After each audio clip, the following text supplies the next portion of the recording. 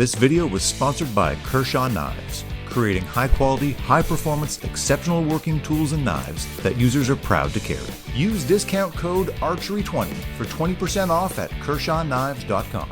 Hey Archery Talk, this is Lucas, and tonight it is setup time for the new Elite Omnia. I've been waiting for this bow for a few weeks now, and it just arrived on my door today while I was at work, so I figured tonight I'm going to get it all set up and ready to shoot. And I figured I'd run you through the process. I guess before we get started, let's look at the specs real quick. This bow has an axle-to-axle length of 32 inches, a brace height of 6 inches, and an IBO rated speed of 347 feet per second. That is really quick. I don't know that Elite's ever had a bow that fast before. I have not run this through the chrono yet. I will do that in a later video, so stay tuned for that. But for tonight, it's just a basic tuning and setup video. I have outfitted this bow with a black gold Mountain Light dual track sight, brand new, just took it out of the package today, as well as the CBE Defy arrow rest. This is a micro adjust arrow rest. Again, just got this today in the same package as the bow. I'll have more on these things in individual videos later on down the road. I've also got the Hamsky Raptor Peep 1/4 inch. That is my favorite peep to use, period, for hunting bows so far, and I'll have that on all my test bows this year.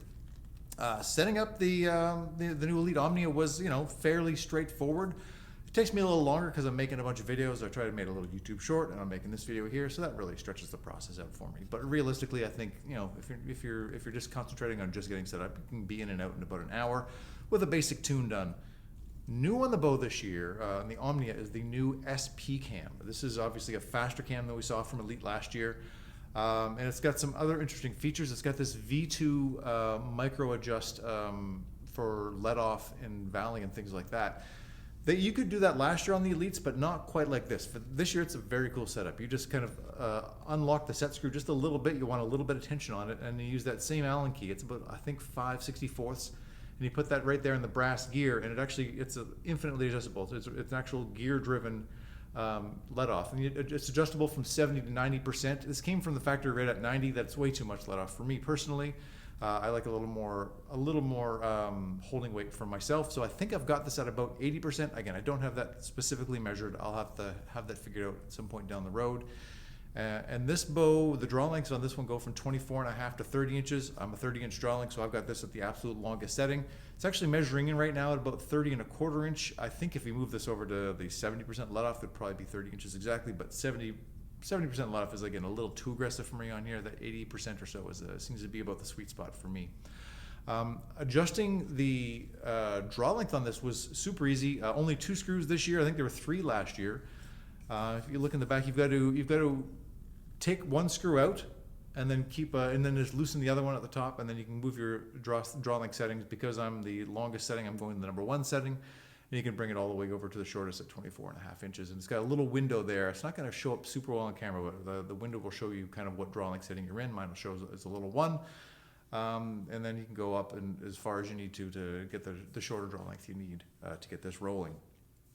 As you may have seen in recent years, Elite has their set technology for tuning. The set technology is fantastic. It kind of lets you kind of change like the camber of the limbs a little bit, so that'll help you, change your chairs left to right and really get everything dialed in. And you can do it all from the shooting line. No bow press required. Super simple. It's just a set screw, and then you just move one of these screws left or right to kind of move the limbs this way or that way. It's a great setup. It's super smart, and it's as good of a tuning system as anybody's got in the industry.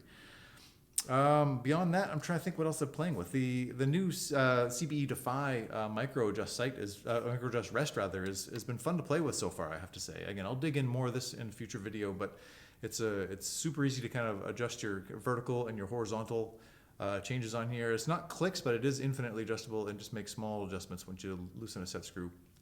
And again, I'll play with that more going on down the road.